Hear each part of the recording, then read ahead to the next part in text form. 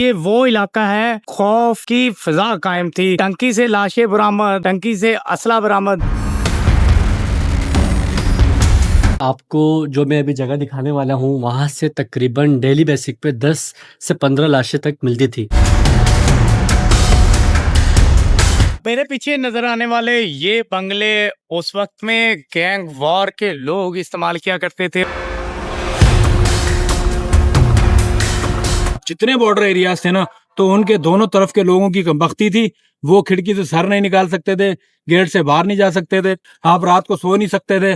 ठीक है ना, कौन कहाँ से आ जाए, कौन सी अंधी गोली आ जाए, आपकी जिंदगी खत्म कर दे।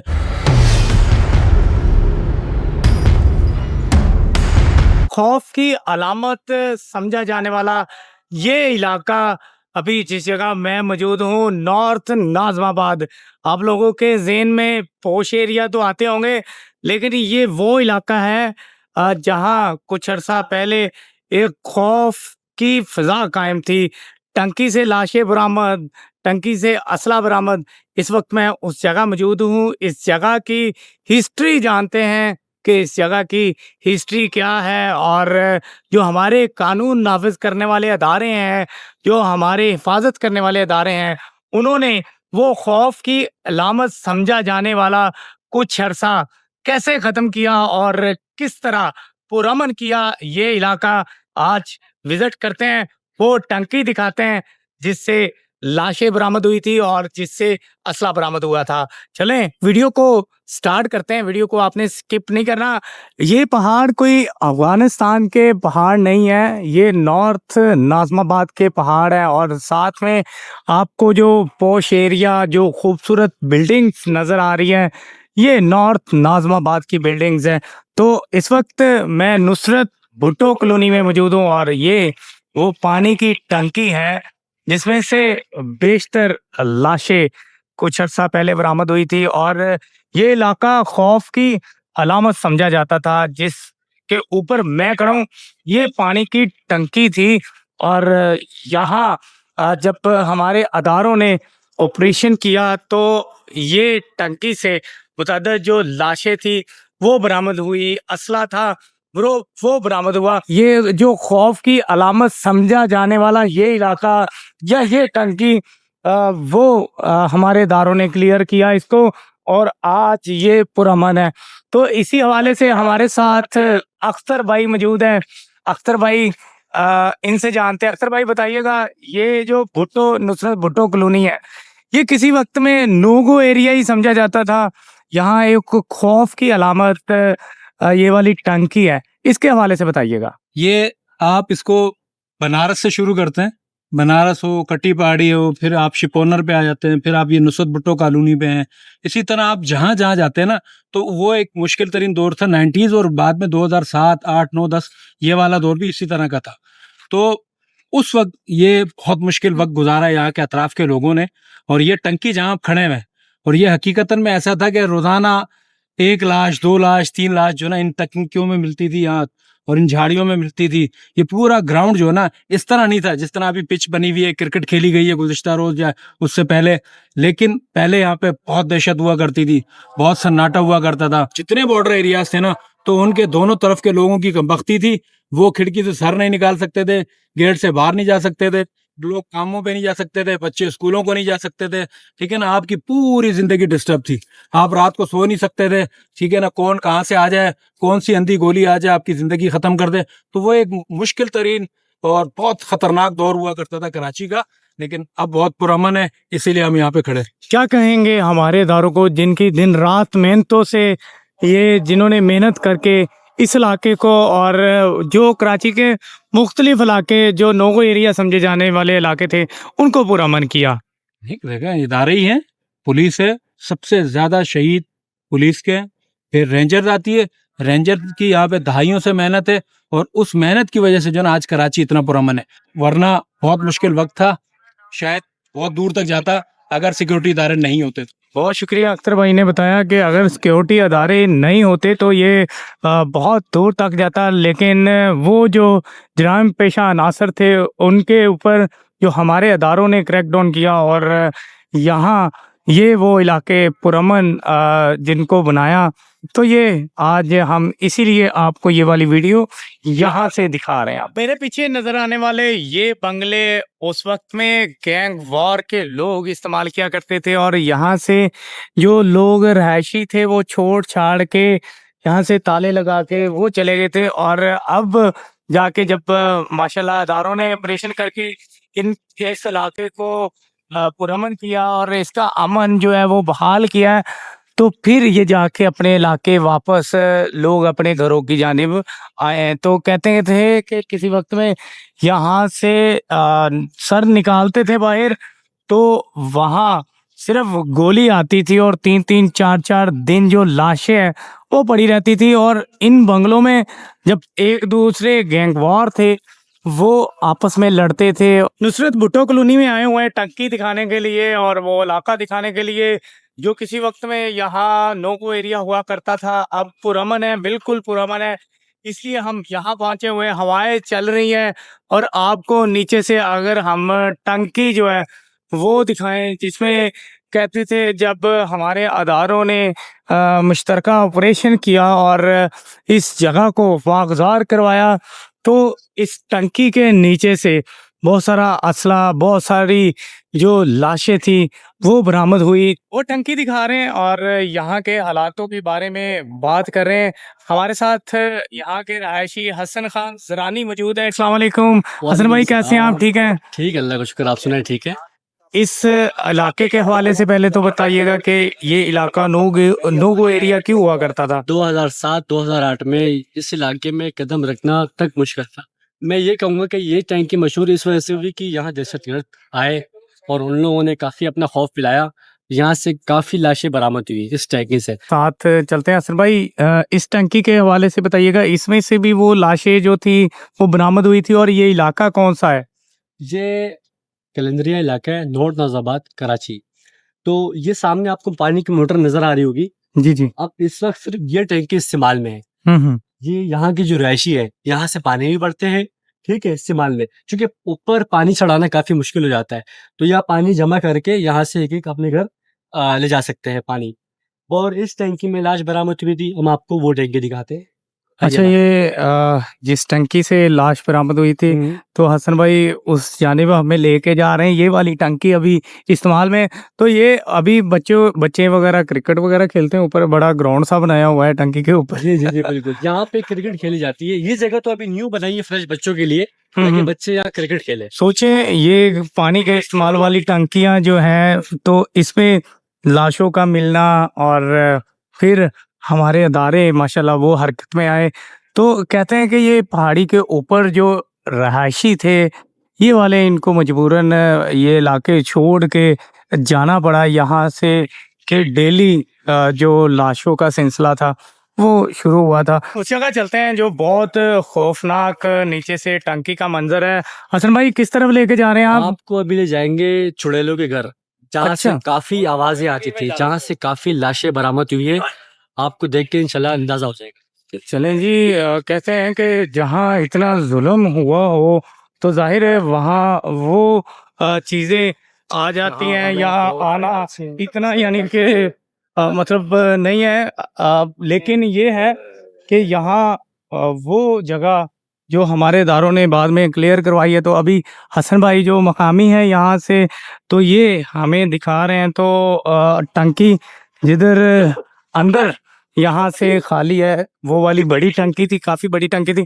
तो हसन भाई, ये कितनी बड़ी टंकी है यार? इसके अंदर इसका मतलब सैकड़ों जो लाशें बरामद हुई थी।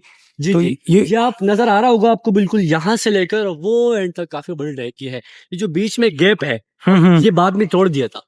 ये नीचे उतरने की जगह हो, आपको ये बाउंड्री भी नजर आ रही होगी ना, जी ये जी। पूरी टैंकी थी। अच्छा। बाद में तोड़ दिया गया था, तो आपको नजर आ रही है। अब उसी की तरफ चलते हैं। अच्छा, वो आप जैसे बता रहे थे कि यहाँ इतना जुल्म हुआ, बच्चों की जो चीखने की आवाजें या लोग सुनते थे या बच्चे सुनते थे, इस हवाले से जरा बताइएगा।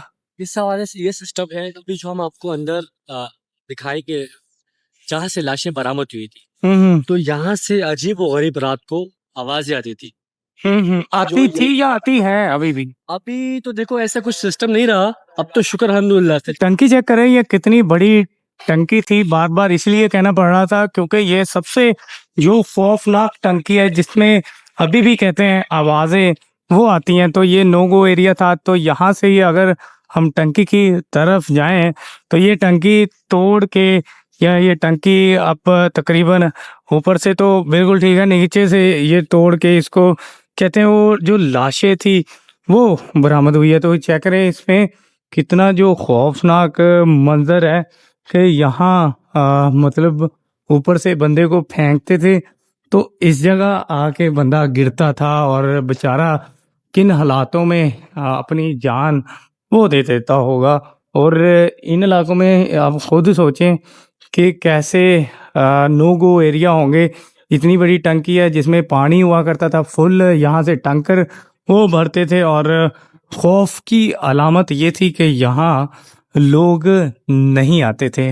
लोग इस इलाके से आने के लिए भी डरते थे, सोच के भी डरते थे कि ये वो इलाका है। तो इतनी हाइट पे ये टंकी पानी की फुल हुआ करती थी। आप खुद सोचिए, अभी ये मट्टी है, ये नीचे अभी भी जमी हुई है क्योंकि पानी के साथ साथ ये मट्टी नीचे है। लेकिन वो खौफ, वो जो जगह अभी भी दिमाग में लोगों के नक्शे हैं। तो ऐसे ही हसन भाई से भी बातें कर रहे हैं, साथ साथ उनसे भी इस टंकी के हवाले से पूछ रहे हैं कि ये टंकी जो है इसमें लाशें जब बरामद हुई थी उसके बाद यहाँ से कहते हैं आवाज़ें आती रहती हैं। तो अभी भी ये सिलसिला जारी है या ख़त्म हो गया? भाई चेक करे, कितने खौफ वाली बात है कि यहाँ ये टंकी जो है ये इतनी मजबूत टंकी थी और साथ में ये मतलब इतनी भारी भरकम पिलर वो बनाए हुए थे। तो ये कभी भी तबाह नहीं होने वाली थी। ये जैसे इन्होंने इस टंकी से असला या इस टंकी से लाशें बरामद की, हमारे इदारों को सलाम है भाई कि उन्होंने इतनी मेहनत करके कि इसको जो है वागुजार करवाया। कुछ लोग कहते थे कि ये दहशत की अलामत समझी जाने वाली ये टंकी, यानी कि आप सोच लें कि किस कदर खौफनाक है अंदर से। हमारे जो अदारे हैं उनकी काविशों की वजह से, उनकी कोशिशों की वजह से ये जितने भी कराची के नो गो एरियाज हैं वो वागुजार कराए। अच्छा ये देखें, इस टंकी के पिलर पे 302 लिखा हुआ है। तो ये खौफनाक जो टंकी है तो किस कदर मजबूत बनी हुई है। और इसके बनाने वाले का ये नहीं पता कि कौन है, गवर्नमेंट है या जो भी है। तो खुद सोचें कि इतनी मजबूत टंकी और फिर इसमें वो दहशत की अलामत समझे जाने वाले ग्रोह जो यहाँ पे हालात ख़राब होने के बाद यहाँ आ गए थे। तो उन्होंने ये मतलब जो काम किया, ये जो मामला थे इसमें लाशें निकलना ये मामूल बन चुका था इस टंकी के। कराची का अमन तबाह करने वालों के खिलाफ जब हमारे इदारों ने ऑपरेशन किया और ये जगह क्लियर करवाई तो उसके बाद से वो खौफ की अलामत समझे जाने वाले जो दहशतगर्द मुट्ठी भर थे वो उनको पकड़ लिया गया और जो जगहों पे कब्जा किया हुआ था उन्होंने उनको वागजार करवाया। तो ऐसे मुख्तलिफ ऊपर से जो नीचे की तरफ सुराख हैं जहाँ से वो लोग डेड बॉडीज को नीचे की तरफ फेंकते थे और इतनी बड़ी टंकी में वो आके गिरते थे और जाहिर है पानी में वो लाशें जो है गल सड़ जाती थी।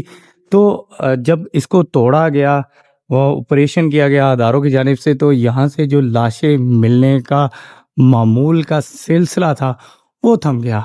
इस खौफनाक टंकी के अंदर मौजूद है और हसन भाई भी हमारे साथ मौजूद है। ये इनसे जान रहे हैं कि इस जो खौफनाक टंकी के जो बीते हुए दिन है या जब यहाँ डेड बॉडीज़ बरामद हुई हैं या हमारे जो अदारों की कोशिश से ये वागुजार करवाएं और इलाके को क्लियर करवाया, इस हवाले से बताइएगा, और जो डेड बॉडीज निकलने के बाद यहाँ आवाज़ें आती हैं, वो ये खौफ की अलामत समझे जाने वाली ये टंकी, इसके हवाले से बताइए। इसके वाले से कुछ इस तरह कहेंगे कि आपको जो मैं अभी जगह दिखाने वाला हूँ, वहाँ से तकरीबन डेली बेसिक पे 10 से 15 लाशें तक मिलती थी। अच्छा। और यहाँ काफ़ी खौफनाक आवाज़ें भी आती थी, और ऐसी खौफनाक आवाज़ कि अगर आप सुन लें तो आप कि कान पे टाक जाए, वो कहते हैं। तो आपको मैं ये जगह जो दिखाने वाला हूँ, चलें जी, वो जगह देखते हैं। हसन भाई ये हमें जगह दिखाने के लिए लेके जा रहे हैं, जहाँ कहते हैं डेली की 10 से 15 लाशें। अभी मुझे तो ये बंद टंकी में ही इतना खौफ आ रहा है, जब इसमें पानी भरा होगा और इसमें बंदे फेंक रहे होंगे, कितना जुल्म हो रहा होगा इस टंकी में, और आज तक उस जुल्म की दास्तान वो रकम है। तो अभी ये ऊपर से शायद वो सुराख बने हुए हैं जिसकी तरफ से वो बंदे फेंकते हैं, और यहाँ आके जो बंदे गिरते होंगे और पानी में आके अपना दम तोड़ते होंगे।